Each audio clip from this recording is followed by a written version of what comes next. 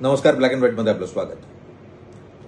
Cross voting केलं म्हणून बाप आणि मुलामध्ये भांडण झालं आणि मुलानं घरच सोडण्याचा निर्णय घेतला. हा आमदार आहे ज्यानं क्रॉस वोटिंग केलं, तो हरियाणाचा. नाव आहे मोहम्मद इस्राईल. या मोहम्मद इस्राईलनं खासदारकीसाठी काँग्रेसचा जो अधिकृत उमेदवार होता त्याला मतं न देता एका इंडिपेंडंट उमेदवाराला मत दिलं. याचा खुलासा झाला.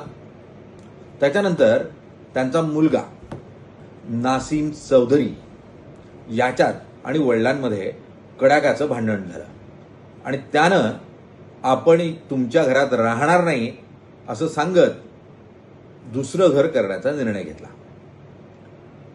मुळात वैचारिक वाद की आणखी कोणता वाद, पण जी बातमी समोर येते ती हीच आहे की मुलाला वडिलांनी क्रॉस वोटिंग केलं हे आवडलं नाही, म्हणून हरियाणातला हा प्रकार समोर येताना पाहायला मिळाला.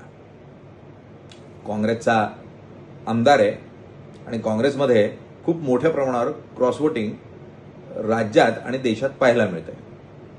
पुढची विचाराला धरून चालतीये की वडिलांना विरोध म्हणून चालतीये, हा मात्र इथे प्रश्न आहे. पण क्रॉस वोटिंगमुळे घर तुटतंय. आतापर्यंत पक्ष तुटत होते, आता घरही तुटतंय, म्हणून ही बातमी लक्षवेधी आहे.